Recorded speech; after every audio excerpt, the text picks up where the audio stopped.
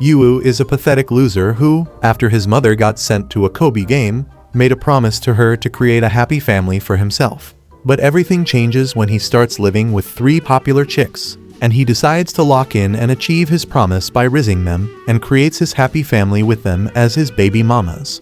It all starts at Seika Academy, where gifted students cultivate their talents, and our boy, Yu, has just transferred to this elite school. But on the first day, he's getting whooped by the vice captain of the martial arts club, while everyone watches. The vice captain scolds Yu for being a soy boy loser, and everyone looks down on him for not being able to follow in the footsteps of his mother, Subaru, and a list actress who is the personification of greatness. The vice president tells Yu that he needs to show his talent to the 3 royals, who are the 3 top students at the academy. But out of anger, Yu tells him to stop comparing him to his mother. He charges at the vice president, but the anime gods forgot to give him plot armor, and he can only punch like a weakling and gets himself yeeted to the floor. Everyone watches in disgust at how pathetic the son of the great Subaru really is, but Yu reflects how he's used to being treated as a failure compared to his mother. Suddenly, he preaches and rizzes up the vice president to stop being obsessed with talent, and the dude actually folds for a second, realizing that Yu has his mother's godly charms. Yu simply gives up and walks away, not caring about the loss, but the vice president knows how fatal it is if Yu has no real talent, so he grabs him with the intention of beating him until he achieves greatness. But in that moment, the vice president gets kicked by the president of the martial arts club, and one of the 3 royals, Nico, who is the best martial artist at the academy. The next moment, surprising everyone with their presence, are the other 2 royals showing up. Miwa, the top performing student in the advanced program and chess hottest prospect, and Kazuki, the brightest star of the art department and the best theater actor. Yu trembles in fear, questioning why the 3 royals are here. Kazuki approaches him, and when she finds out that he's an absolute scrub with 0 talent, she bluntly informs Yu that he has no place in this school, which is filled with talented people. To their confusion, he shows them his accepted application to join the school's general education. But the girls have no clue what that is, as they are used to studying at the top, and not the general. After seeing their unwelcoming reaction, Yu tries to walk away and go to his general class, but Nico stops him and tells him to clean up the dojo. Yu tries to reject her demand, telling these hoes that he ain't a slave, but Nico tells this bum that losers have to clean the dojo, and Yu half-heartedly follows her orders. Later, when the martial arts team enters the dojo, they are in shock at how clean the dojo is after Yu cleaned it. Meanwhile, Yu is on his way to his new home, and he reflects on how, for as long as he can remember, he has always wanted to get praised like his talented mother. He initially tried to train his acting skills, and was confident when he reached the acting levels of The Rock. But when he saw firsthand how his mother acted like Denzel, he realized then that, compared to her, he was a talentless scrub. However, he kept trying in different fields to showcase his talents, but every time he failed, he grew more distant from his own mother. But then, Subaru got horribly ill, and Yu just realized how distant he had been to her, who was the only family he had. But then, in the hospital, she started rewatching one of her film series, where she played a mother in a happy family over and over again. Yu told her how he liked that show, and his mother said that she loved it as well. She asked him what he loved about the series, and when he expressed his love for the scenes where the family had dinner, Subaru told him that she loved those scenes the best as well. It was then that Yu realized that, despite all the talent she had, what she truly wanted was to have a family like the one in that series.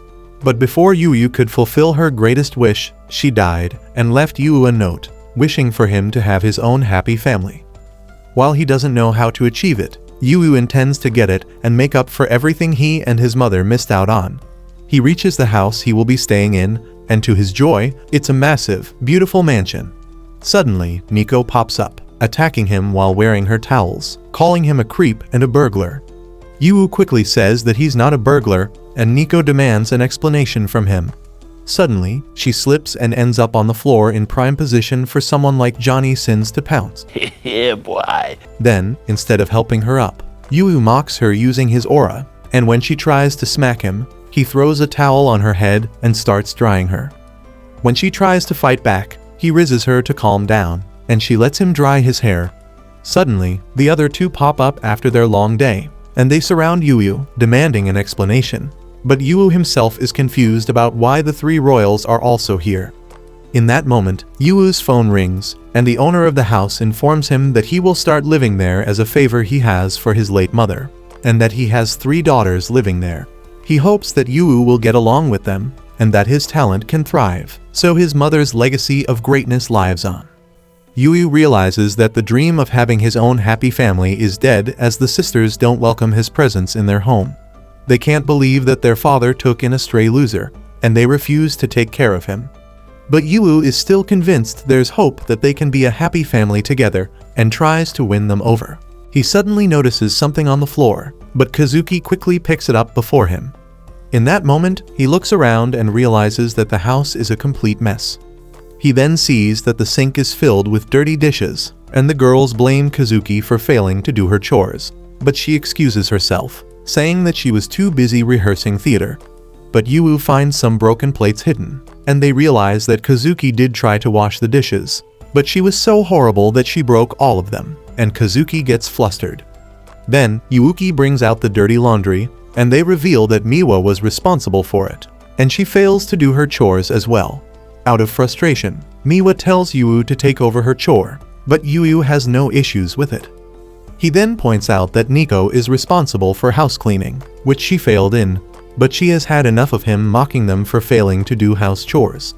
The 3 royals start barking back at him, pointing out his failures in school, but while they're yapping nonsense, Yu gets busy, and to their surprise, he manages to clean up everything, all the while they were mocking him. Nico remembers how he was the one who cleaned the dojo, and Yu uses his handsome face to riz them up. Oh my! And they all quickly regroup to avoid his charms.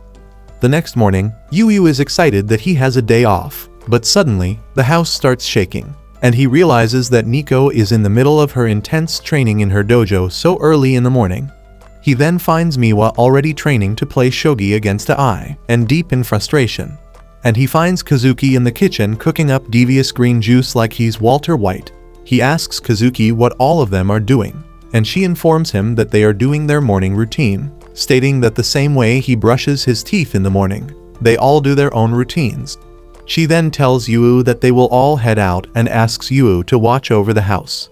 Wanting to build a happy family, Yu asks that they have breakfast together, and Kazuki coldly brushes him off, saying she wants to go to rehearsal. Yu then tries to get Miwa for breakfast, but to his surprise, she's already snacking on unhealthy foods while practicing shogi. However, when he tries to stop her, he can feel the immense aura coming out of her, and realizes that they remind him of his mom. He remembers how his mother always brushed him off whenever he invited her for breakfast, and instead had her own pre-cooked diet food in the fridge. Suddenly, Nico pops up from practice and drools over the food. But when Yu offers her some, she rejects, and despite him teasing her, she tells him that the food he's eating is not balanced enough for her. It confuses him why someone cares that much about breakfast, but she tells him that in order for her to be the best, she has to feed herself the best nutrition. He now sees how unlike normal people like him, prodigies like his mom or the sisters are so driven that they do everything to get better at their talents, like Miwa eating sugary foods to feed her brain. Just then, the sisters all run outside to start their day, but Yu quickly stops them. He tells them that they forgot something, and all 3 of them rummage through their belonging in panic. They all scream at him once they don't find anything missing, but Yu tells them they're wrong, and in a loving manner, he gives them all a warm goodbye, saying that they forgot that. It shocks them all to hear that, and while they all call it a stupid thing to do, as they all walk away, they are all blushing from cheek to cheek, as they have never had anyone so warmly send them off their day. Then, Yu gets a phone call from their father to check on him. He then asks Yu for a favor to be his daughter's helping hand, as he believes that his daughters, while prodigies, will run into obstacles, and by helping them overcome those obstacles, they will open up to him. The father tells him that Kazuki has a tough audition, Nico has her martial arts tournament, and Miwa has her shogi events, which gives an opening for him to help them out. But Yu has no idea how he, a useless, talentless bum, could ever be an assistance to prodigies like those 3. However, when he starts imagining the girls fail in what they do best, He can't help but recall how painful it was for him when he failed and became his mother's disappointment. So he decides to do what he can, and he starts by planning to get to know them better by eating meals together with them. Later, after martial arts practice, Nico goes home to Yu cooking and screams out loud, forgetting they are living together. When she sees Yu tasting his food, she creams over how hot he is. Yu then offers Nico to have a taste of his cooking, and while she was tempted at first, she pulls back her composure and rejects his offer, saying that she refuses to be tamed by his cooking. She leaves him to take a beauty shower, and when she returns to the kitchen, she's surprised to see Yu cooking even more intensely with all the different cookbooks in front of him. Just then, Miwa pops up in the kitchen, and Yu declares to them that he will cook the greatest meals for them, but the girls simply brush him off. It reminds Nico of how she and her sisters always rejected all of their housemaids' cooking. She deeply believed that she had to control what she consumed, so she could always be in the best shape possible. But in the middle of eating her dry chicken breast, Nico gets curious and takes a peek at what Yu cooked for them. She instantly drools at the sight of the gourmet meal she's presented with, and Yu pops up from behind. He obsessively informs her how the food has all the nutrients she needs to get in the best shape, and after his insistence, Nico agrees to eat it. Yu collapses from fatigue and tells Nico that he cooked recommended food by dietitians just for her, and it makes Nico blush to know that he did all of that just for her. When she finally takes a bite, she praises Yu for his cooking, and he imagines it like him taming a stray cat using a bottle of milk. Meanwhile, Miwa is secretly drooling while stalking them, and when she steps down, Yu also pesters her with information about how the food he cooked has the perfect acids to boost her brain power. Miwa agrees to eat them, and Nico realizes that Yu also cooked specifically with Miwa's interest in mind. While they're eating, the sisters start talking about how long it has been since they last ate together, and Yu smiles at their interaction. Just then, Kazuki pops up, confused seeing her sisters eating together. Just like before, Yu yaps to her about how her cooking would be beneficial for her and her talent, giving him a clear skin for theater, but to his surprise, Kazuki coldly rejects his offer. Nico tries backing him up against Kazuki, but Kazuki tells them that dining in together is not for her, and Yu sees it like a cat refusing to be fed. It leaves him hurt and heartbroken, and Nico feels bad for him, knowing how hard he worked for the food, so she takes the food from his hand and eats it herself. However, Yu suddenly yaps about how Kazuki's meal will make her fat due to the high amount of carbs in it, which angers Nico, who is trying to be nice. But then, Yu sweetly assures her that he will help keep track of her food, and Nico turns redder than a tomato. 3 days later, Yu starts school, still wondering how to get through to Kazuki and fulfill their father's wish for him to help his daughters out. He decides the best way is to confront her head-on, so he goes to her while she is in the middle of getting glazed by her fangirls. They all recognize Yu as the talentless scrub, and Kazuki joins in mocking him. Suddenly, Yu starts pleading to Kazuki to stop denying his advances and to instead accept his special gift, one that he knows will make her very happy. But while Yu is referring to the food, the others think Yu is bumping bellies with Kazuki. They demand that Kazuki explain why she's tickling a loser's pickle, and Yu runs away, seeing the chaos. He approaches Nico to get help to get closer to Kazuki, but when he calls out to her, all she can remember is how much she gets flustered by him. Her friends confront Yu for acting friendly with Nico, but Nico herself pops up with a devastating aura, scaring all of them, and Yu runs away to his final resort, Miwa. Meanwhile, Miwa is in class, busy playing shogi on her phone. When she overhears others having trouble with a math question, she easily answers it for them, but instead of them being amazed, they feel intimidated by Miwa's intelligence. When Yu arrives, he realizes how, unlike her other sisters, and like back home, Miwa is extremely quiet at school. Yu tries talking to her and gets her to have lunch with him, but Miwa refuses and walks away from him. However, Yu refuses to give up and starts chasing her, which results in a wild goose chase around the campus, all because he wants to have lunch with her. It ends with them both slumped and out of energy, but Yu realizes that Miwa is as bad athletically as he is. He points out how Miwa is quiet in class, and she admits how, as one of the 3 royals, she struggles to connect with the others and talk about girls' stuff. Yu expresses how he can relate as a fellow royal like her, which annoys Miwa, and he tells her that he's a royal failure who fails at practically everything. In that moment, Miwa giggles at his foolishness, calling him an idiot. After calming down, they have lunch and Miwa informs Yu that to get closer to Kazuki, he has to find out her favorite food. Miwa recalls how when they were little, Kazuki asked their mother for something special to eat, and Yu realizes that he has to find Kazuki's favorite food, which is her mother's cooking. Later, at home, Yu tries to cook something special when Kazuki walks in and collapses in front of Yu. Then, they find out that she has a severe fever, and while the others try to care for her, she kicks them all out of her room, refusing their help. Yu refuses to give up and plans to send her more food, but Kazuki refuses to try them and calls them all disgusting, which frustrates Yu. He barges into her room to get her his cooking, and when she tries to kick him out, she feels extremely weak and falls on top of him. Yu tells her that she will miss her rehearsals if this keeps on going, and suggests that he become her acting partner until she gets better. He boasts himself as the son of the great actress, Subaru, who has started acting from a young age, and Kazuki realizes that she might be in the presence of greatness himself. But when Yu actually starts reading his dialogue, he sounds like a dying cow and gets kicked out for being useless. However, he refuses to give up trying and comes back days after days after days to be her acting partner, but always gets kicked out in the end. It frustrates Kazuki how unlike her, who is always flawless and dependable, Yu is someone so pathetic and unreliable. Then, one night, she goes downstairs and finds Yu watching all of her performance on the television while practicing his lines so he can get better. Kazuki feels touched by his effort, and even though Yu continues to be a trash actor, she acknowledges his hard work. The next day, Yu is back in her room, trying to be her acting partner, but after what Kazuki saw the night before, she doesn't kick him out and joins him in acting.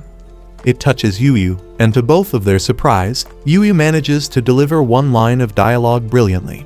He starts crying to his mother, feeling emotional about how he manages to act well after more than 10 years of trying, and Kazuki can't help but feel envy with how passionate Yu is with his own struggles. Kazuki admits her defeat and agrees to eat his cooking so she can get healthier. Yu celebrates and promises to cook her a masterpiece, but Kazuki asks him to stop and tells him that she has a request. Before she says anything, Kazuki curls up in her bed, feeling embarrassed by what she's about to say. After gathering enough courage, she tells Yu that she doesn't like eating carrots, mushrooms, bell peppers, and many more. And Yu realizes that all this time, Kazuki was just a fussy eater. The next morning, Miwa and Nico are in total shock to see Kazuki joining them for dinner after her rejections the past week. Yu compliments her for finishing her food, and Kazuki is happy to eat them as long as there are no carrots. But to her surprise, Yu whispers in her ear, saying that she blended the carrots in, causing her to start tweaking. It makes Yu extremely happy to finally be able to tame all 3 kittens through his cooking. But suddenly, they all tell him not to cook dinner for them. When asked why, they explain that they will all be eating out as they all have their own practice and activities. When they leave, it reminds Yu of how his mother used to do the same, not eating at home for a month, which caused their relationship to get strained. He realizes even more that, just like his mom, he 3 sisters are both gifted and obsessed, while he is only a talentless bum who is trash at everything. He recalls how their father asked him to be his daughter's helping hand, and how Yu's mother wished him to get himself a happy family. But he quickly realizes that he doesn't know what makes a happy family. Do me a favor, please. Get out of here. So he puts on his mother's TV series where she played a loving mother in a happy family, and can't help but smile seeing the warmth in front of him. Then, the family on the TV is preparing their wedding ceremony to show to their kids, but it makes Yu feel conflicted seeing his own mother in a wedding dress.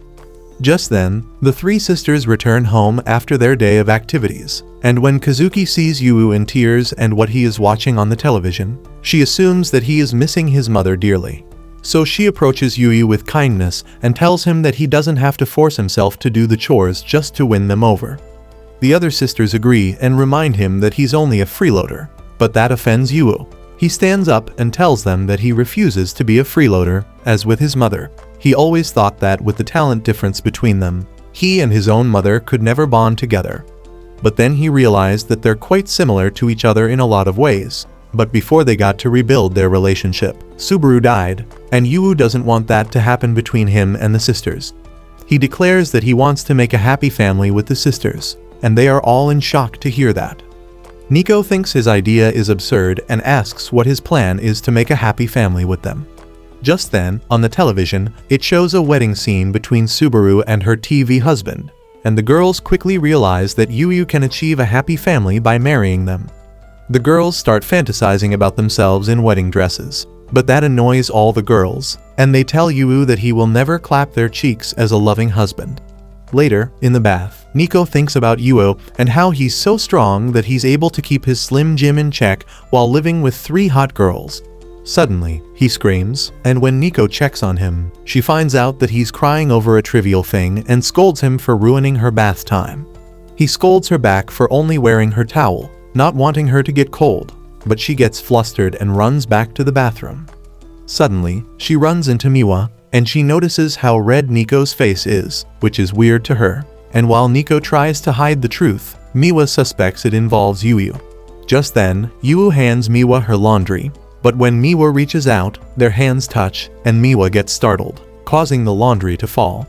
Nico points out how Miwa is blushing and asks whether she's crushing on Yu, but she rejects that accusation, and it starts an argument between them, both refusing that they have feelings for Yu.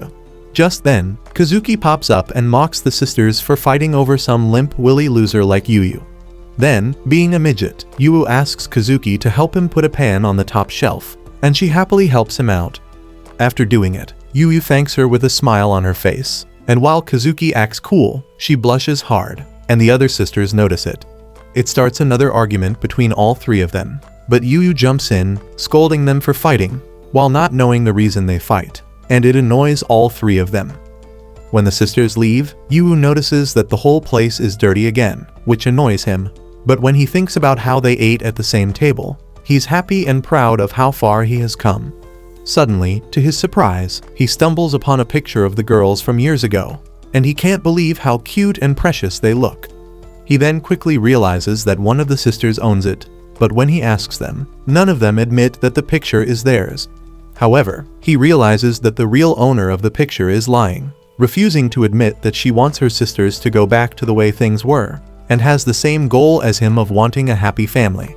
The next day, before he gets to find out, the sisters inform him before school that they will all be leaving to go to competitions for the weekend, leaving Yu without answers. However, when he checks the locations where the girls are heading, he gets an idea to do something to get them closer. That night, Yu makes the girls some warm milk before bed, and informs them that he has booked them hotel rooms for the weekend. Miwa protests how much she hates hotel food, and Yu rizzes her up, teasing her for missing his cooking, and while she gets flustered, the others deep down admit that they will miss it. The next day, the girls leave for their events, and Miwa attends a shogi tournament, where she wipes her opponent's floor, proving her superiority as a genius. Afterward, on her way to the hotel, she walks past a cherry tree festival, which reminds her of the time she went with her sisters. Then, when she gets to the hotel, to her shock, Kazuki is also there, checking into her room. They ask each other why they are there, and suddenly, Nico pops up, also questioning why they're in her hotel.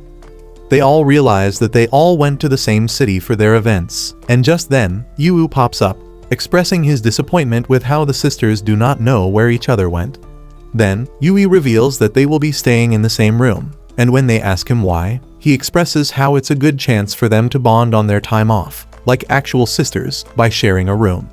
Then, he declares that he will be their festival conductor, and tells them that they all should visit the cherry tree festival like the old days. Instead of being happy, the girls bark at him for deciding something stupid the night before their big events, and he tries to win them over by telling them to visit a shrine that gives them luck. Initially, Nico scoffs at his idea, saying that real champions don't need luck, but when Yu shows her how goats like Messi, LeBron, Eminem, and Johnny Sins go to the shrine to be the best, the girls change their tune. He then shows them pictures of the foods at the festival, and the girls agree with how tasty it looks compared to hotel food. Just then, Kazuki is the first to agree to come to the festival, but she demands that all of the sisters wear something with more drip if they want to hang with her. So, Yu takes them to a kimono rental, and the owner is shocked to see the famous Mikadono sisters in her store. She quickly gets to work and puts the sisters in the best kimonos they have, making them look like true Japanese beauties. But Yu notices that Nico is on the sidelines, refusing to wear them. He tries to convince her to pick one out of the 100 pretty kimonos, but she refuses.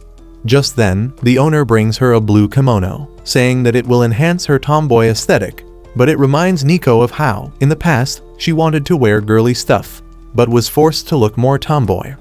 Suddenly, Yu picks a pink, girly one for Nico, and while the sisters and the owner think that a girly aesthetic doesn't fit Nico, Yu strongly disagrees, saying she will look beautiful in it, which folds Nico sideways. Nico then agrees to try it on, and when she finally presents her look, they are all in awe at how beautiful she is, rocking a look that any man in existence would go to war for. Then, they arrive at the festival, and a second after arriving, Kazuki already has a crowd surrounding her, all of them fangirling over her performances as an actress, all the while her sisters and Yu are on the sidelines. The sight annoys Yu as he initially wanted Kazuki to spend time with her sisters, but seeing how at home Kazuki is among the crowd, Yu chooses not to disturb. Just then, a girl among the fans is not a fan of Kazuki, and gets annoyed seeing her own friend among the crowd, so she walks away from there, not convinced of Kazuki. Suddenly, her slipper breaks down, and she's about to fall, but Kazuki catches her from falling like a prince and rizzes her up, making her question her love for glizzies and changes it into scissors. Kazuki puts the girl down, leaving them in awe of her charms, but as she's walking away, she gets pulled into the bushes, away from her fangirls. When she looks who it is, it turns out to be Yu, who offers her food and wants her to enjoy the festival. Kazuki scoffs at his sentiment, but Yu focuses more on Kazuki's feet, saying how he knows she's in pain because of her tight sandal straps. She calls him a creep for paying that much attention, but Yu has had enough of her BS and forces her to put a band-aid on her feet. When he sees her feet, he feels awful about how Kazuki had to carry a whole human after seeing the damage on her feet. He scolds her for not asking for anyone's help, but Kazuki tells Yu that she has to be everyone's prince, and being a prince means not being a wimp who needs help. Yu laughs at her logic, and tells her that even the strongest prince need help from time to time. He then asks her for her feet, and to his surprise, she willingly gives him her foot, just like how your mom willingly gave some cheeks to the mailman. And Yu then applies the band-aid to her, preventing further damage.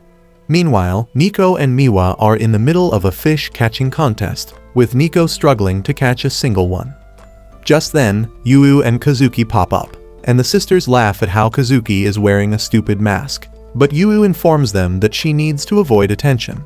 Yu and Kazuki join them and play a team game against the other two to see who can catch the most fish. Miwa lightens the mood by telling Kazuki to keep the mask on as her usual face looks grumpy all the time, and she can't help but smile behind it. Then, after a few rounds, the girls get into it, and because of their competitive nature, Yu is unable to compete with them. But he sees this chance to leave them to continue playing while he plans the next event for the sisters.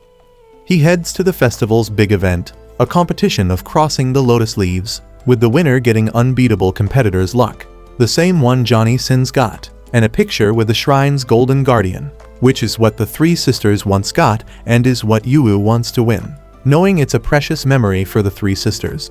However, when the competition starts, one competitor falls into the water, and they all quickly realize that some of the lotus leaves sink. Then, one by one, other competitors fall, and while watching them, the event organizers reflect on how three sisters once won the whole thing with ease. When it's time for Yu to try, he fails too. But unlike the other chumps who give up early, Yu refuses to give up and keeps trying to the point that other people are worried. An hour later, it starts raining heavily, and Yu is still there, falling over and over again, but still refuses to stop. The organizers even offer him the win by forfeit, but he refuses to take a petty victory.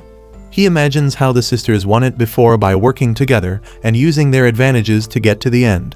And with faith and determination, Yu runs once more. But this time, the anime gods are with him, and he manages to get across the pond to reach his victory. Wow! Incredible! The organizers congratulate him for the win and tell him to take the picture, but Yu asks them to wait while he goes to fetch the sisters first.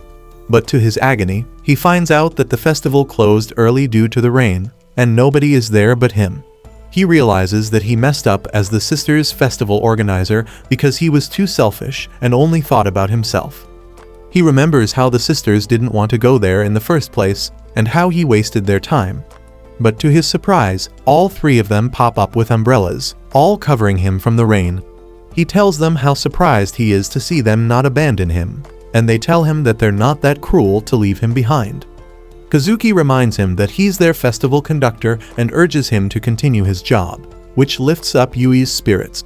Seeing Yui wet and on the floor, all three sisters simultaneously offer to share their umbrellas, and they all get flustered, realizing that all three of them want the same thing, and that is to walk hand in hand with Yui. So, they decide to play rock, paper, scissors, with the loser getting Yui, but they all deep down want to lose. It ends with Nico losing, and while she's walking alongside him, she can feel her heart running a marathon. At the hotel, the girls bathe together at the open bath, and after what happened before, Nico starts reflecting on why her heart was beating so fast. Out of instinct, she plays around with her plots, which shocks the other two, and they realize that Nico wants to grow them so Yui will like them. But they both scoff at her attempts, knowing that her mini twins will never compete with their mega melons. Then, when they step out of the bath, they find Yui looking lost and still as dirty as your ugly exes. And when they ask him what he's doing, he reveals that he stupidly forgot to book a room for himself because he was too focused on giving the sisters a great experience. He bids them farewell, saying that he will just sleep with the local hobos, but Kazuki stops him on his tracks, and the next thing he knows, he's staying with them. You know what time it is? The sisters agree that they refuse to abandon him all alone, especially since they usually live together. Yui thanks them a lot and tells them that he wants to find a robe so he can shower. He walks into Kazuki, trying to find a robe, and she gets flustered seeing him up close. Then, Miwa tries to help find a robe, and when he gets close to her, she can sense his manliness from behind and almost bust her cap. Just then, Nico finds a robe high up, but because she's short, Yui reaches over her, and she can smell his masculine smell, and almost cream right then and there. When Yui goes to shower, the girls are tweaking, realizing things can get freaky if it goes on. That night, all three of the sisters are unable to sleep, knowing that it's because of Yui being there with them, but they lie and convince themselves that they are simply excited for their competitions. Meanwhile, Yui is happy that the day went well and reflects on the moment he took their picture. It was difficult at first to get them to smile, but when he accidentally got himself even wetter, the girls laughed at him, which gave him the perfect picture to take. It pleases him that he managed to recreate the old photo, but when he looks for it, he realizes that the old photo is gone and there's a note left behind, telling him that the real owner of the photo has claimed it back. But Yui is not upset, as he now knows that one of the sisters is actually really grateful that they had this trip, so he takes that happiness into his dreams and falls asleep. Suddenly, all the sisters spring up, pissed with how easy it is for Yui to sleep. They reminisce about their day, and how Yui managed to pick the perfect kimono for Nico, a flowery one, which was exactly the one that Nico used to love before becoming a tomboy. She admits that that is true, but adds how Yui also managed to get Kazuki out of her actor's shell and got to enjoy herself for once. Miwa laughs at their comments, but they quickly remind Miwa that she hasn't changed, and she is still like she used to be, wanting to always play game stalls at the festival, even though she was horrible at them, so she needed Kazuki to win them for her. It confuses them why they are suddenly talking like this, and Kazuki expresses how they are usually so distant back home, with each sister doing her own thing. They realize that Yui has successfully achieved his goal of getting the sisters closer together. But deep down, while looking at the two photos, Miwa is happy that she got her sisters back with her, exactly like how it used to be, even if it's for one night, all thanks to the goat himself, Yui. After the festival trip, the girls have become closer to each other like true siblings, which warms Yui's heart. He remembers how he promised to cook them a great dinner, so right after school, he goes home, ready to make a feast. But when he opens the door, he's surprised to see the girls home early. But to his confusion, he sees a fourth pair of shoes there. Inside, he sees the girl standing in front of a man, and when the man starts speaking, Yui realizes that it's the girl's father, and quickly greets and thanks him for letting him stay. the father gives his condolences on Subaru's death, but assures Yu that her talent will live through her son if he tries harder. Suddenly, Yu realizes that the sisters are awfully quiet, and he finds out that the father has been interrogating his daughters about their progress, and all three daughters coldly tell their father that they are dominating their competitions like Bonnie Blue dominating the STD rankings. The father simply tells them to keep going and goes to leave, but Yu stops him. He tells the father that he's planning to cook a feast, and asks the father to stay for it. But the father coldly tells him that he has already heard his daughter's update, so there's no reason for him to be there. Just then, the father noticed the mask they got from the festival, and Yu joyfully informs him how he and the girls went to a festival. He asks Yu whose idea it was, and he tells him that it was his, as she wanted the girls to experience the same feelings from their childhood and get a picture with the Shrine of Luck.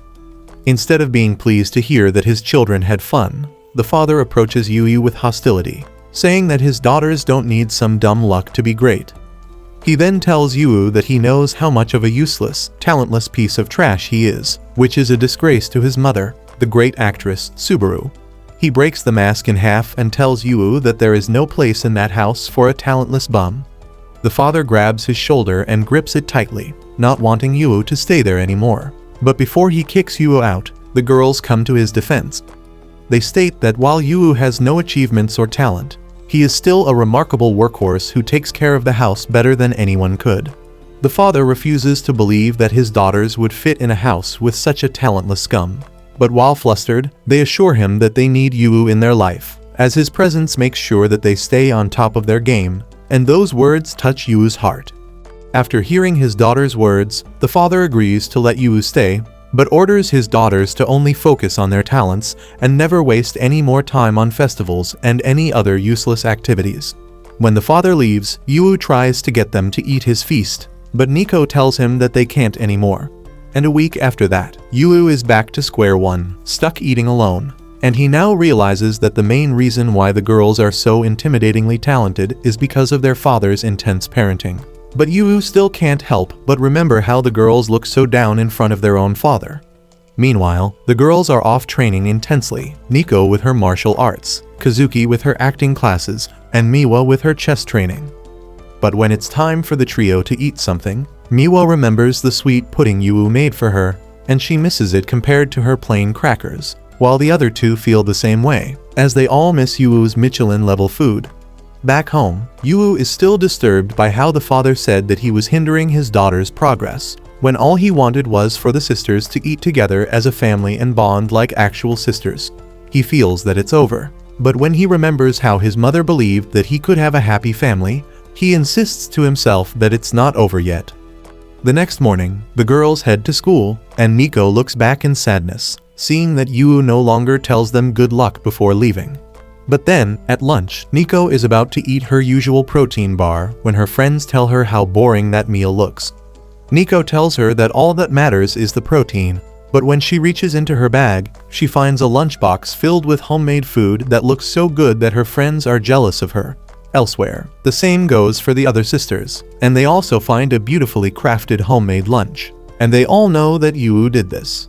Staring at the food, Nico feels that her heart is full, knowing that Yu still cares, all the while Yu is sleeping in class after preparing that food at 4 in the morning.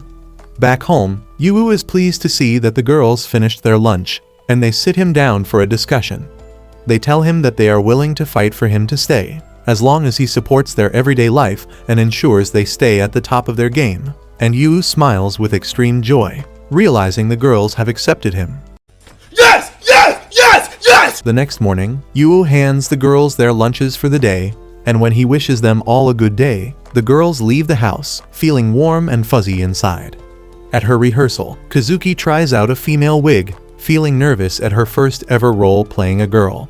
Meanwhile, Nico is in the middle of training when her old upperclassman and mentor calls her, telling her that he will watch her tournament, expecting her to win. And elsewhere, Miwa is in the middle of a shogi game against a grandmaster, who's hoping that Miwa will take the next step and win the shogi title. All three girls head home with their heads down, feeling the pressure of their respective talents, remembering how everyone looks up to them. But when they get home, they are greeted by Yu, who's in the middle of making homemade udon for dinner, and when he slips, the girls laugh and forget about their pressure for a moment. Then, Yu serves them his first attempt at making udon. But after taking the first bite, the girls agree that the food tastes incredibly average. However, unlike what their father taught them, they realize and appreciate how something average can be so good. After dinner, Yu is in the middle of washing dishes when Kazuki pops up, wanting to help out. Yu looks at her with disgust, but Kazuki tells him that she wants to work on her feminine side, and Yu tells him that washing dishes has no gender. Yu then asks her about her upcoming audition, and Kazuki admits that while she feels anxious about it, her worries disappeared the moment she stepped into the house and saw him, so she believes that she will be okay. Just then, she notices the cuts on his finger, which surprises her as she thinks he's a great cook. But Yu tells her that he's not, and it's mostly his effort that made the food good. All of a sudden, Yu drops a plate, but after Kazuki broke a lot of plates in the past, Yu informs her that he has switched all the plates to hard plasticware. Then, when Yu is transferring the plates, he falls down again due to fatigue and gets a nosebleed. Kazuki gets worried, but when she's about to help him, she slips and they end up accidentally kissing intimately. Kazuki slowly gets up, and Yu is in heaven for a second before quickly apologizing to Kazuki, insisting that it's an accident. But to his surprise, Kazuki reacts calmly, saying that it was simply an accident, and goes back to her room. Yu is thoroughly impressed by Kazuki's composure and thinks to himself that she's not bothered by the kiss, as she's used to kissing people as an actress, but unbeknownst to him, that's not the case. The next day, Nico asks Kazuki to turn on the TV, but when Kazuki sees a couple kissing, she quickly turns it off and walks away. Then, Kazuki finds Miwa eating pudding that Yu made and offers it to Kazuki, saying that it tastes like a true love kiss. But hearing the word kiss, Kazuki gets pissed, goes to her room, and blushes heavily, clearly bothered by the kiss. Suddenly, Yu pops in, and she screams at him to knock first. Yu apologizes and asks to talk about their kiss. Yu fully expects that Kazuki doesn't want to kiss a talentless bum like him, and she agrees to that statement. So Yu tells her that they should consider that their kiss never happened, and it doesn't mean a thing, thinking that's what Kazuki wants.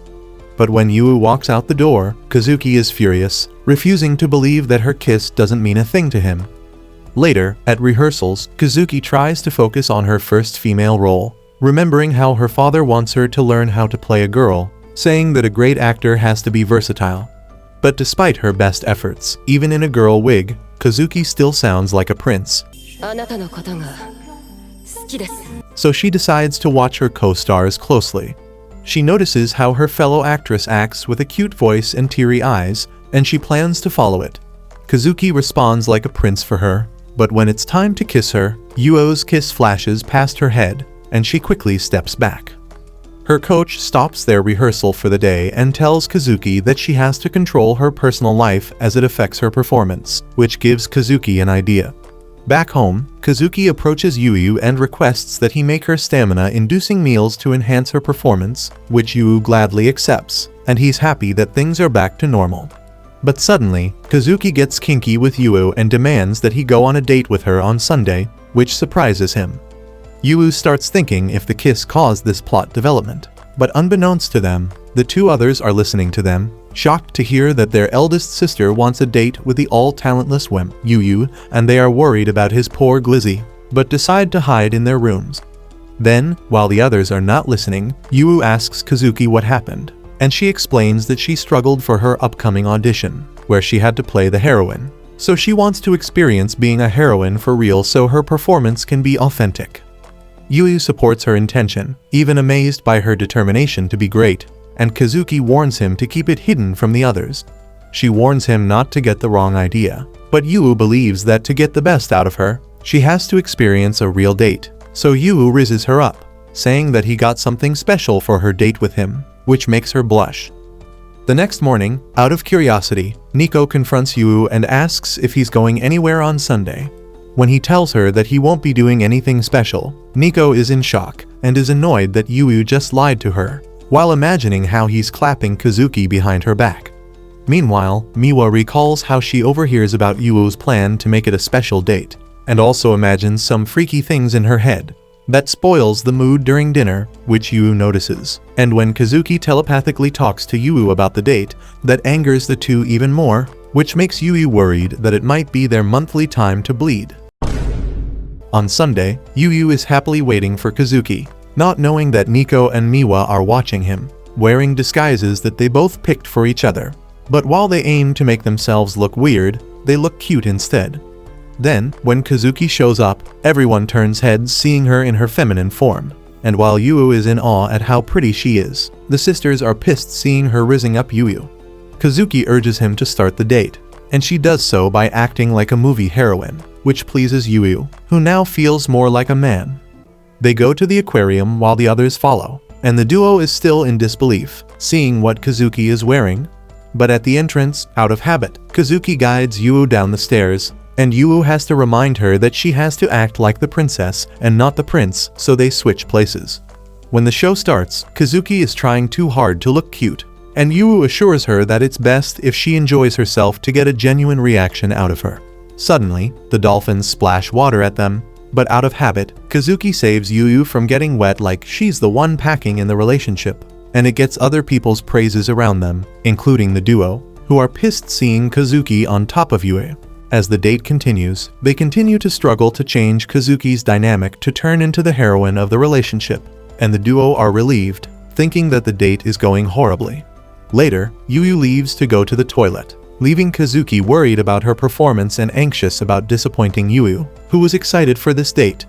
Just then, a simp pops up, ogling over her bombshell physique, and offers her to join his couch agency, promising a scene for her involving Johnny Sins and Mia Khalifa. Kazuki tries to reject, but the guy keeps insisting, and in that moment, Yu shows up to save her, more Chad than ever, and tells this dude to scram from their date. However, the guy still insists that Kazuki can make a living as a performer, but Yu has had enough of this BS. With a loud and strong determination, he tells the guy that he can't have Kazuki as Yu is planning to marry her and have her beautiful babies. Whoa, calm down, Jamal. Which gets the talent scout to give up. But after what he just declared, everyone is in awe at how romantic he is. And while Yu wants Kazuki to forget what he just said, the love-craving woman inside Kazuki could never forget it, deeply acknowledging that Yu had just completely won her over. Yu then swiftly grabs her hand to take her somewhere, but notices how warm she feels, and she willingly follows him, leaving the duo confused on what kind of godly riz they just witnessed.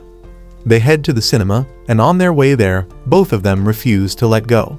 Just then, some onlookers comment how Yu looks like Kazuki's little brother. Oh my god, bro. Oh, hell no, man. And wanting to ensure it looks like a date, Yu grabs her hand tighter, which makes her squeal a little.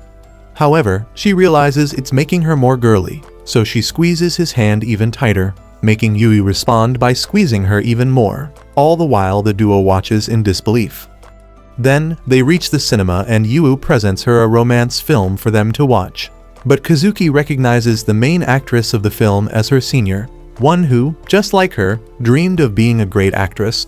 But when they watch the film, Kazuki notices how her former senior acts very similarly to her old self, who used to play male villains, and she can't see her as the main heroine in this film. After the movie is finished, they walk out, and Kazuki overhears people around her talk about how horrible her senior is as the main heroine of the film, saying that she's not cute, and that makes Kazuki anxious, recalling how her father ordered her to never fail. Meanwhile, Yu realizes he messed up by taking Kazuki to that film, seeing that this film only makes Kazuki feel more self-conscious about her own acting. They leave the cinema, and Yu reveals their last stop, a Ferris wheel, which, to Kazuki and the two stalking sisters, is a very cliché way to end a date. But suddenly, fellow visitors talk about how the Ferris wheel has a curse that says that if a guy asks their date out, it's a guarantee that they will become a couple, which sends shockwaves to the three sisters, who realize what Yu, who wants a perfect date, is about to do. Kazuki tries to make an excuse, but Yu pulls her with him onto the Ferris wheel. On it, Kazuki can't stop her blushing, thinking of what Yu is willing to do to ensure she succeeds. She starts recalling how she started her successful career as a model due to her height, and continued as a stage actor who played male characters and got herself a lot of traction. But before she realized it, success became something she always had to achieve, and failure was not something that was allowed in her life. And with her father's words stuck in her head, she feels fear to act as a female character, knowing she can't fail at any cost, even if the odds are against her. However, she realizes that after today, she can't play a heroine, and thinks that she should step back from the role to avoid failure before it even happens. Suddenly, in the middle of her thoughts, she sees Yu tweaking and trembling all over the place, and she realizes that he's afraid of heights. He tells her that he's fine with heights, but is scared of the see-through floor, and she scolds him for picking this ride in the first place. However, he declares that he has to ensure their date is perfect, and that reminds Kazuki of the potential confession he's about to make. Yu stands up straight, scaring Kazuki, but as he's about to make the confession, he fails during it and makes himself look foolish. She tells him to sit down, but his failure eases her mind, seeing how, despite all the failures he makes, Yu is always willing to try, which makes her jealous, as she wants to feel the same freedom. Yu tells her that it's because he was a failure all his life, and says that there is value in failing. He sits beside her, and to her surprise, shows him pictures of her from their date, and all of them a result of when she failed to play a heroine. But they both notice one thing, that she looks beautiful and authentic in every single one of the pictures, and Yu tells her that while failing will hurt her, it will also make her find people who will love her, despite her shortcomings. That pulls on Kazuki's heartstrings, and while she refuses to agree with what he said, she knows deep down that he's right. When the ride is over, the stalking duo are confused, seeing how happy and jolly Kazuki is after the cinema incident, and question what happened on the Ferris wheel. Then, the couple walks along the river, and Kazuki expresses how, because of him and the date, she finally accepts her blunders, believing that there will be people who will accept her failures and that she should act as authentically as herself as possible. But Yu tells her that if she ever gets stuck, she should remember their date, and Kazuki is flustered by that statement. The stalking duo watches closely, realizing how close they are getting, and Nico is worried that this will continue at home. Kazuki glares at Yu intently, expressing in her heart how amazing he is for changing her perspective, despite being a failure. Suddenly, Kazuki grabs him close for a kiss, which makes Yu and the stalkers panic about what's about to happen. But she gets close to his ear and intimately whispers into his ear, telling him that the kiss they had was her first kiss, and she will never forget how his lips were the first ones she tasted, which makes Yu flustered. The duo are confused by what just happened, and Kazuki takes off her wig to go back to her old self, declaring that the date ends here and she needs to rehearse some more, leaving Yu by himself. But both Nico and Miwa know just by watching that Kazuki has fully changed, all thanks to Yu. Later at home, Yu apologizes for being home late and quickly prepares dinner for the others. But the two girls welcome him back, and Yu is surprised to hear that from them, and beg them to say it again, not knowing that they stalked his date with Kazuki and deep down, wish he would do the same for them. Days later, Yu and the girls are heading to school, but while geniuses like Kazuki and Miwa are walking leisurely, idiots like Yu and Nico are cramming their last study sessions before the exams.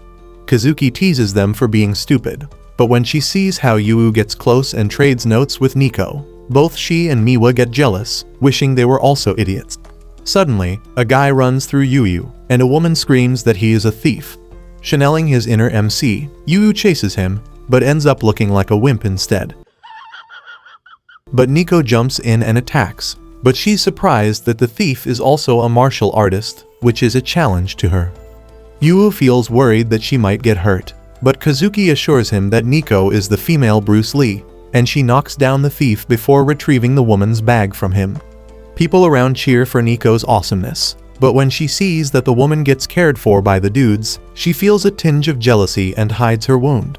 But Yu notices it, and despite Nico's refusal to get treated, Yu shows her how caring he is and tends to her, which makes her blush. Suddenly, the thief gets up and runs away again, but he faces a group of dudes from a different school, and their handsome leader, Tatsumi, knocks out the thief in an instant. All the pedestrians watching recognize him as a national champion and a martial arts prodigy, but the sisters recognize him as an old friend. When Nico locks eyes with this handsome hunk, she calls him by his first name, which surprises Yu, and Tatsumi tells Nico that he is here to get her. Later, Tatsumi and his team visit Nico's dojo to train with them for a week. but Nico's crew is confused about why Yu is there with them. After seeing how he saw Tatsumi rizzed up Nico, he refuses to not be present.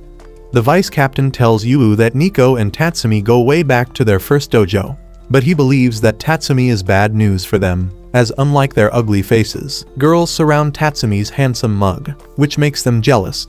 Just then, Nico challenges Tatsumi to a spar like old times, and while Tatsumi doesn't want to hurt a girl, Nico insists, as she wants to show him her power. Yu and Nico's crew cheer her on, but Tatsumu defeats Nico with ease, surprising everyone with how strong he is. Nico is then about to ask for a rematch when Yu stops her. He scolds Tatsumi for not going easy on Nico, and while Tatsumi agrees with what he said, he's confused about who this twerp is. After calming down, Nico asks Yu to treat Tatsumi nicely, as he is Nico's hero. He tells Yu how, when she first joined her first martial arts dojo, she mowed through different boys like Prime John Wick, but because of it, they got jealous and cornered him. That's when Tatsumi beat them up to save her, and it was then that Nico grew fond of him. In that moment, Tatsumi approaches and compliments Nico for her skills, but to Yu's surprise, he wants to take Nico with him. He explains that he wants Nico to join his crew, and when Nico's crew reminds him that he's an all-boys school, he reveals that his school has become co-ed. He adds that he already talked to Nico's father, and that if she wants to get stronger, she needs to leave her old, pathetic crew behind and join him. Nico's team gets offended by what he said, but Tatsumi points out the obvious that none of them are on her level, which made it difficult for Nico to grow, and hearing that, they fall silent. Nico tries defending her crew, but they realize how Nico has always been carrying them, and, while heavy-hearted, admit that they are weak bums and that Nico should join Tatsumi's crew. After school is over, Nico walks home with Yu, who wants to know how Nico feels about getting recruited to Tatsumi's school. Nico tells Yu that the school Tatsumi goes to is perfect for a martial artist like her, as they have chefs who'll control their diet and rooms perfect for athletes. Yu is amazed by what he's hearing, but deep down, Nico acknowledges how, unlike the old her, she feels conflicted about leaving her sisters and leaving Yu behind. In that moment, Nico feels a tinge of fragility and asks to speak honestly to Yu. She tells him that she wants them to be together, but before he replies, her crew suddenly pops up, all telling Nico that they also want to be together with her before running away. Yu tells Nico that even her crew wants her to stay, but while Nico is happy to hear that, she's sad that Yu didn't get to answer her confession. At dinner, Nico is in the middle of eating when Kazuki suddenly allows her to use her expensive shampoo, one she never lets her use, and Miwa suddenly gives some of her food, which she never does before. It confuses Nico why they are both suddenly so nice, and Yu tells her that after the whole school finds out that she's being recruited by Tatsumi, both Kazuki and Miwa treat her nicely so she won't leave them. Nico feels pleased to know that her sisters want to be together, but when she thinks about Yu, she realizes she doesn't know what he thinks about her leaving. The next day, in the dojo, in the middle of training, Nico approaches Tatsumi and declares to him that she will not be joining his school. While her crew is overjoyed by this news, Tatsumi is furious, demanding that Nico leave these pathetic scrubs and be great together with him. But Nico believes that she can be great through a different path, and Tatsumi is livid, demanding to know what changed Nico into this soft loser. Her sisters and Yu pop to her mind, causing her to blush, but before she answers, Tatsumi taunts her for not prioritizing her talent and opting to be a normal, boring girl. Those words hurt Nico, and suddenly, from a locker, Yu pops up, refusing to let his girl get intimidated like that. He approaches Tatsumi and tells him that he can prove that Nico is with someone superior to him, which gives her a reason to stay. With his big willy energy, Yu challenges Tatsumi to a duel, with the winner proving themselves as the strongest and getting to keep Nico at their school. Yu declares that he also wants to be with Nico and is willing to do anything to win. Nico blushes hearing that, and while the others are touched, they quickly realize how screwed Yu is going against a bigger and stronger Tatsumi in a fight. However, the vice captain reminds everyone that Yu is the son of Subaru, and hearing that, Tatsumi feels a little intimidation, but is still confident that he'll win. Yu refuses to back down, telling Nico that he's the one who will be with her, which rizzes her apart. Back home, Yu trains with Nico, who has high hopes for Yu, as her future is on his shoulders. she orders him to first learn stepping, and instead of boxing steps, he starts dancing, but she lets it slide. Nico then explains that Tatsumi's greatest weapon is his kicks, so Yu needs to get close. But suddenly, he blitzes to her and gets himself punched out of shock. They take a break, and while wounded, Yu assures Nico that while he is leagues below Tatsumi, he refuses to go down without a fight, as what's important to him is that Nico is together with him. Nico blushes at his statement, but Yu ruins it by including her sisters in the mix. He then adds that he has grown to like sending them off every morning, and he now wants Nico to tell him everything. He gets forceful and pushes her into the wall, demanding she express her feelings, and not being able to hold her feelings. She tells Yu that she has also grown to like being sent off by him, which makes Yu happy.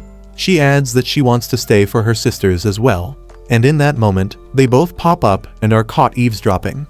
They both tell Yu that they will help him train to ensure his victory.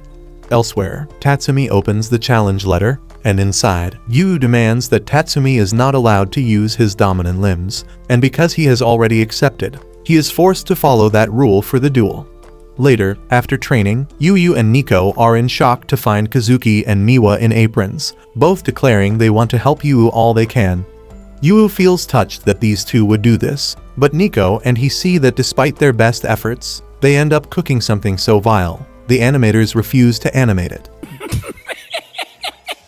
It breaks them to know they're horrible at something, and they start sulking, but Yu suggests that he teach them how to cook. They try to play hard to get, but Yu pulls Nico to agree with him that they want to taste their cooking.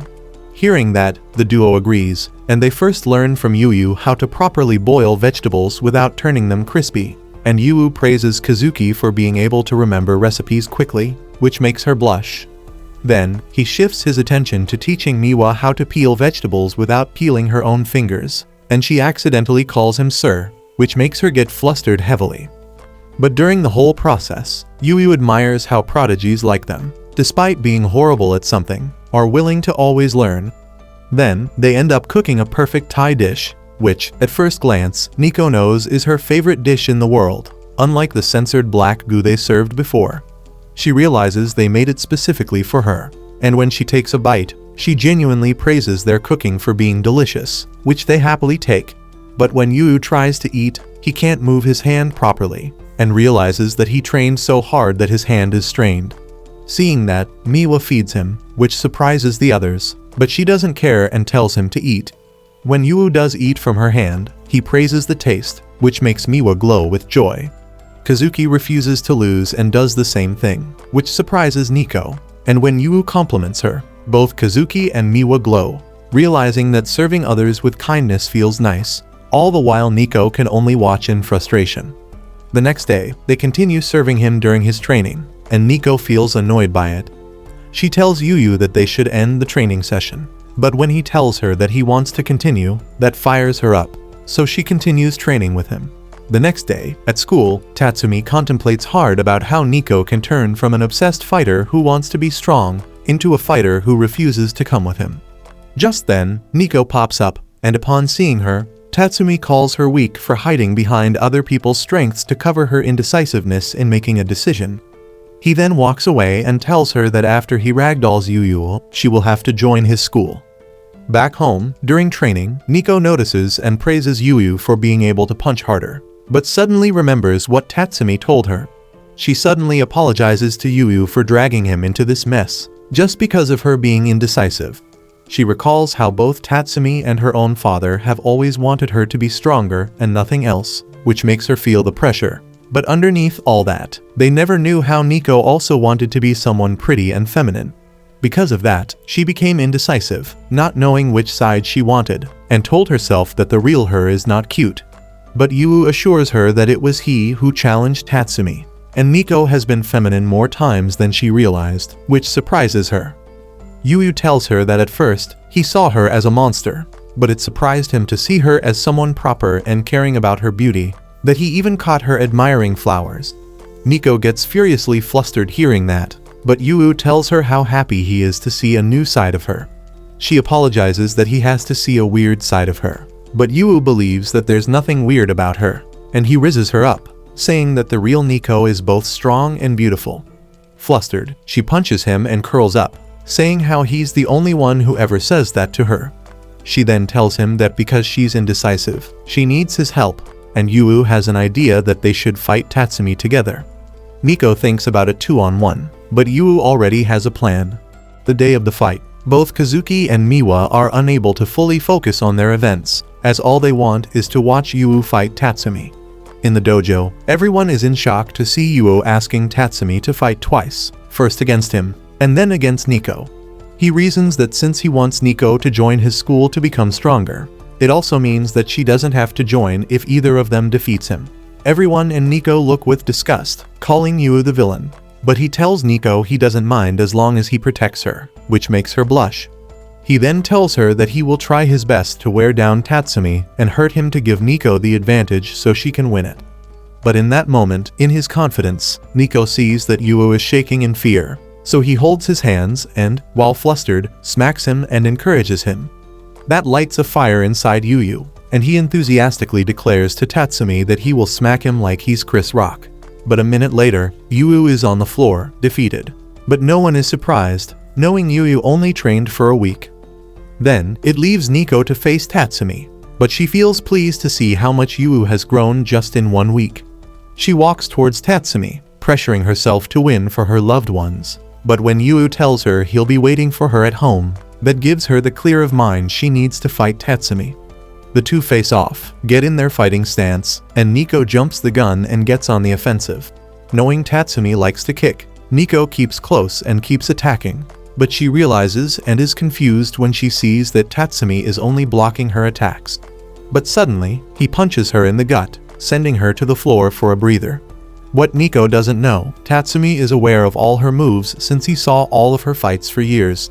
Nico goes for another attack, but gets countered, which gives Tatsumi the point, putting him a point away from victory.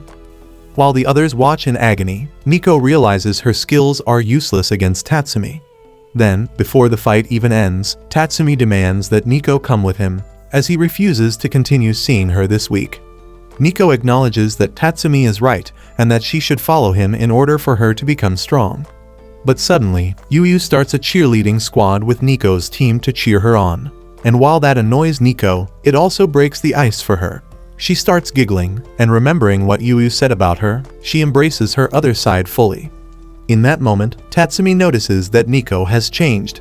And when she goes for the attack, Tatsumi fully expects a punch, but ends up getting kicked, a move that Nico has never done before. She goes again, and he expects a straight, but ends up getting smacked instead, another move Nico never does.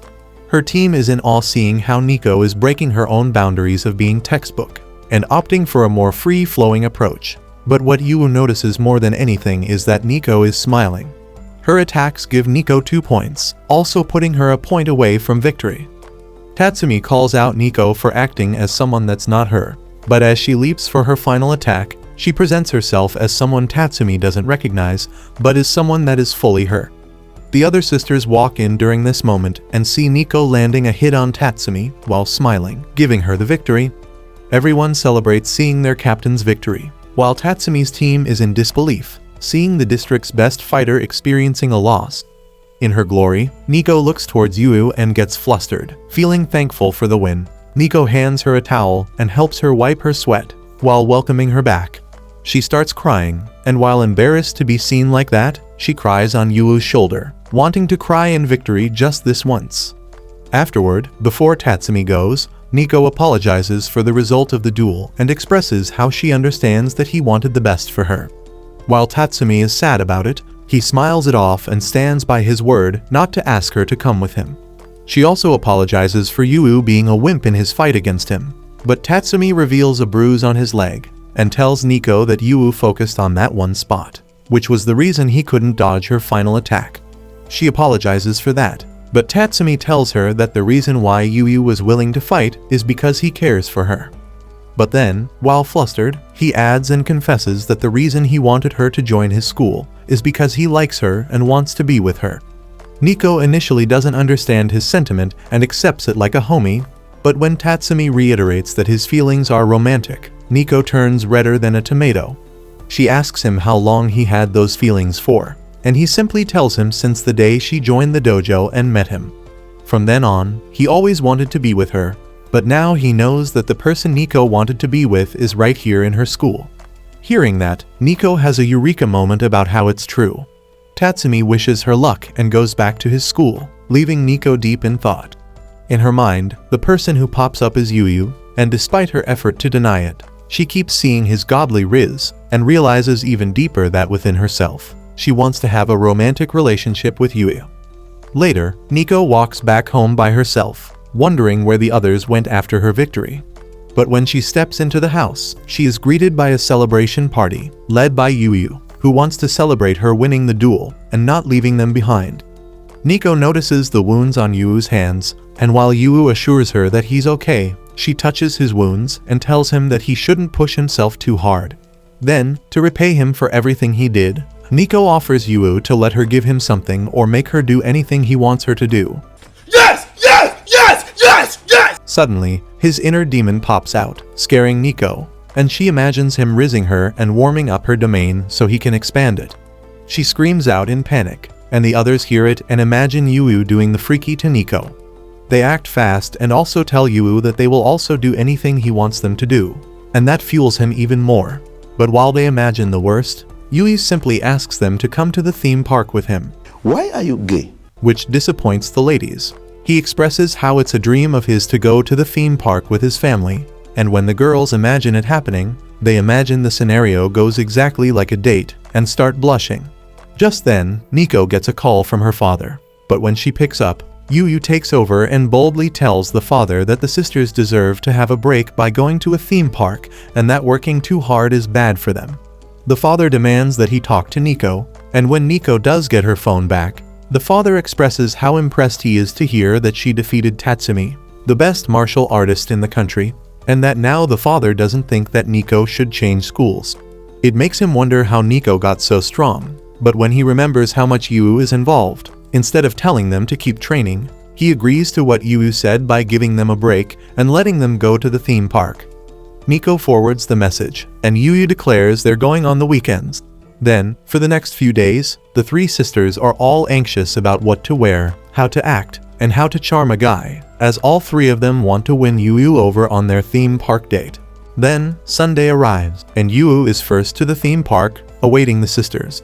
Just then, Miwa pops up and covers his eyes, which Yuyu correctly guesses is her.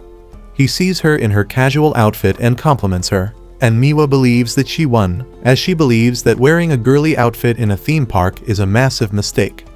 Then, Kazuki shows up in an outfit that resembles a model, which surprises Miwa. She scolds Kazuki for wearing a tiring outfit for the theme park date, but when Yuyu says otherwise and praises her look, Kazuki gets flustered. Finally, Nico pops up, and everyone is shocked to see her looking like a complete damsel in her dress. And when the others demand an explanation for her makeover, Nico simply states that she wants to try new things. But when Yuyu compliments her beautiful new look, Nico gets flustered. Yuyu then starts their theme park visit, but what he doesn't know is that behind his back, the sisters, after getting charmed by him for the past few months, make it their mission to return the favor and charm him back. He starts by going to a haunted house that Kazuki suggested, and the other sisters can only watch in defeat, as Kazuki managed to take Yuyu there first. Kosuke makes it her mission to act like a damsel in distress and jump into Yuyu whenever she's scared. But at the first jump scare, instead of getting scared, Kazuki admires the makeup of the ghosts, and quickly realizes that she messed up her act to swoon Yuyu over. She suddenly realizes that Yuyu is missing. But when she looks for him, she finds him on the floor, feeling scared. When another scare pops up, he jumps into Kazuki and apologizes for being scared, which charms her completely. Meanwhile, the others are worried that Kazuki might have successfully rizzed up Yuyu by acting soft. But when they exit the place, they see Yuyu being scared on Kazuki's back and realize Kazuki failed. But when Yuyu tells Kazuki how happy he feels to be on her back, she blushes hard, and the sisters realize she completely got rizzed up. But Miwa feels confident that she won't end up like Kazuki, and actually wins over Yuyu's heart. She takes him to a roller coaster, while the other sisters decline to join them, and she acts all helpless, begging Yuyu to sit next to her on the ride, which he agrees to do. On the ride, she imagines how, afterward, she gets to act all scared and Yuyu will comfort her. But after the ride is finished, She's confused where Yu is and finds him lying down on the bench, and he tells her that he's actually scared to ride roller coasters. It frustrates her that she didn't get to act scared, but Yu tells her how, despite being scared, he feels happy to be able to ride the roller coaster with her, which completely folds her like paper, defeating her. She then uses her smoother than butter thighs for him to lie on, wanting him to be comfortable, and when he thanks her, she blushes even more. It leaves only Nico left, and she takes Yu to ride the coffee cups, believing she could turn the steering so fast that she will lean into him, so he will embrace her. But then, when it's time to ride the cups, Yu turns the steering so fast that he leans into her, and when the cup gets faster, Yu gets so close that his lips are about to touch Nico's, but before they kiss, he falls over the cup. Oh my God, bro. Oh, hell no, man. Forcing Nico to catch him, which ends with Nico defeated. Then, after their efforts failed, the girls take him to get some food, believing they can still swoon her, but instead of getting the upper hand, Yu manages to riz all four of them up one by one unintentionally until the park is closing. It frustrates the girls that Yu didn't blush at them once, but they see a family taking a picture and Yu admiring them, and Nico realizes that Yu truly did only want to come as a family. So she goes and takes a picture of them together as memorabilia, and Yu thanks them. But the girls tell Yu that because of him, they managed to have so much fun and even improve in their daily lives. So from the bottom of their hearts, they sincerely thank him for everything he does for them, and in that moment, Yu folds hard and starts blushing uncontrollably. The girls watch him turn red and realize that Yu is actually easy to charm, and they shouldn't need to try so hard. Afterward, they all fall asleep on the train ride home, but Miwa wakes up and admires the sight of her family next to her. But she gets pulled back into reality when she sees her upcoming shogi battle, while wishing deep down that she didn't have to go back to that life. After their date, both Kazuki and Nico feel refreshed, and both of them acknowledge how Yu was right that even prodigies like them needed a break from time to time. Just then, Yu sends them off at the entrance, and they both greet him as well, and they realize that they are still competing against each other. Then, in the kitchen, Yu notices that Miwa left her lunch, and knowing how she always looked forward to his cooking, he decides to take it to her. On his way to her, he spots a baddie reading a book while walking and running herself to a pole before continuing. Realizing the danger, Yu helps to ensure she doesn't walk into a construction site. But when she spots him, she asks who he is, not realizing he just helped her. He quickly hands her a healthy candy to replenish energy on this hot day. But when he walks away, she pulls out the same candy and is impressed by him. Then, Yu reaches the venue where Miwa is competing in shogi, and when he spots her, he's amazed by how cool she looks while concentrating. Beside him, a guy comments how Miwa is losing her battle, and Yu can only stay quiet, not letting himself bother her focus. Suddenly, during one of her opponent's moves, Miwa licks her lips, and the guy excitedly says that Miwa is going to win. Yu asks him how he knows that, and the guy says that whenever Miwa does her trademark lip licking, that means she has found a way to win. And not a minute after he says that, Miwa's opponent forfeits, giving Miwa the victory. Yu quickly rushes in to celebrate with her and expresses how cool she was during her battle, which flusters her. But she says that she doesn't like being called cool. She takes him outside the room to avoid bothering the others and asks him why he's here. Yu pulls out her lunchbox, which surprises her that she forgot about it, and he tells her that he added more side dishes that she loves to replenish her energy.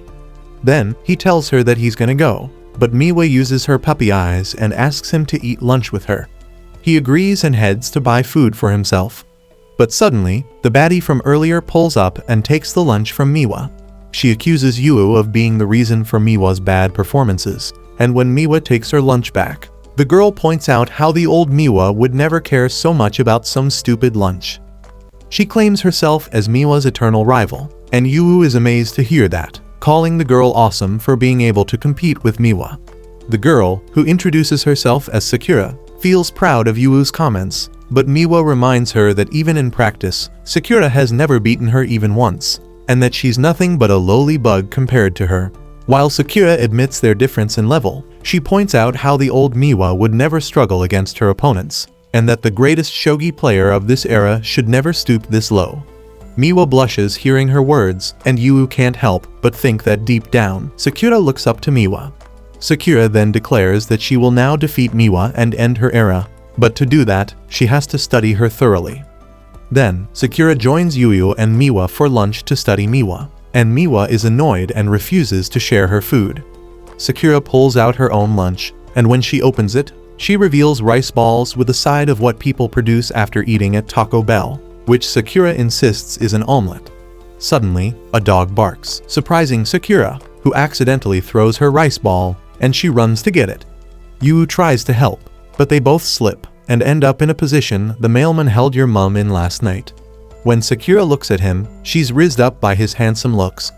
Miwa watches in jealousy, but Sakura slaps Yu, telling him that she can't let herself clap a dude and lose focus before her big match against Miwa. In that moment, Miwa watches and realizes that these two idiots are both similar in how clumsy they are. Flustered, Sakura tells Miwa that she needs to lock in for their match, and Yu can't help but giggle at their interaction, knowing how usually Miwa is all alone in class, but she now has such a passionate friend. Yu expresses how happy he is to see her cute side, and Miwa, while flustered, quickly says that she is not Sakura's friend. Sakura says that they're rivals, but Miwa refuses to be a rival to such a pathetic bum like her, which starts another argument. For the longest time, Sakura has always been interested in the world of shogi, but because of the insane talent pool, she pushed herself to study to be able to compete. Then, when she was finally able to compete, she battled others, but always lost to the great champion, Miwa. However, despite all her losses and despite nobody seeing her determination, Sakura stays locked in and sees herself as Miwa's rival. Some days later, Yu wakes up early and surprisingly finds Kazuki and Nico also awake. He informs them that he's going to a shrine to pray for Miwa's success, and while both girls want to do the same thing, they pretend that they woke up early for other reasons. He invites them anyway, and when they reach the shrine, they see Sakura there, praying. She spots him, and is surprised to see the two other legendary sisters with him. Sakura admits that since she's not as gifted as Miwa, she doesn't mind praying for good luck, and the sisters spot all the prayers Sakura put there for her to win, surprising them. Sakura then asks Yu how he knows the legendary Mikadono sisters, and he explains how he helps them around as their supporter to ensure they stay focused. But after hearing that, Sakura is furious and rejects the idea of someone talentless like Yu to only be a slave to the talented sisters. She expresses how, while she and he are similar in that they are both talentless, unlike him, she would never give up on her dream and let herself be someone's lapdog, but pushes herself to be her life's main character, despite having no talent. She walks away, promising to defeat Miwa, but loses all her aura by slipping. Yu helps her, but also slips and ends up on top of her. His handsome looks rizzes her again, and the others burn in anger seeing their beloved femboy with another girl. Seeing how clumsy she is, Yu tells her that they're similar, and Sakura gets flustered, while the sisters quickly pray in fury for her downfall. Then, the first game is here between Miwa and Sakura, and Yu watches the game intently.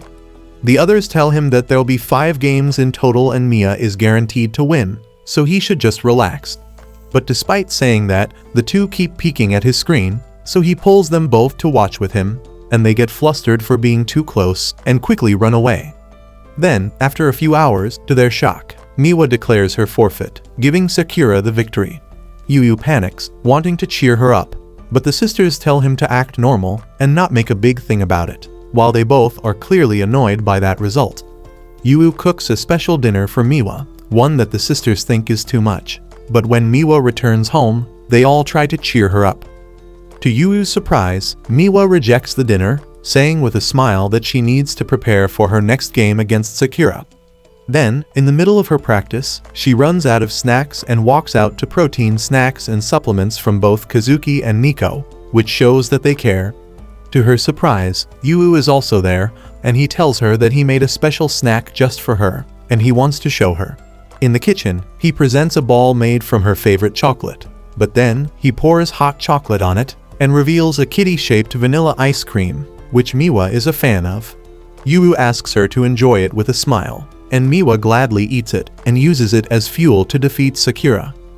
But a week later, in the second game against Sakura, Miwa loses another game to her. Yu runs to the venue in disbelief, still remembering how the winner is who wins 3 games first, which leaves Sakura needing one more game to win the whole thing. Just then, Sakura confronts Yu, telling him that Miwa is already gone, and she boasts about how she has defeated the almighty Miwa twice in a row, which is something never been done before.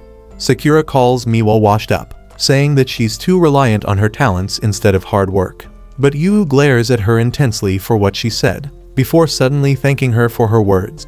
She's confused by his reaction, but Yu reads between her lines and states that, in truth, he knows how Sakura wants Yu to go back home and comfort Miwa, so she can be at the top of her game, as Sakura herself is also a fan of Miwa. That flusters Sakura, refusing to admit it, but Yu points out how she waited for him to tell him that, and thanks her for it, which makes her blush even more.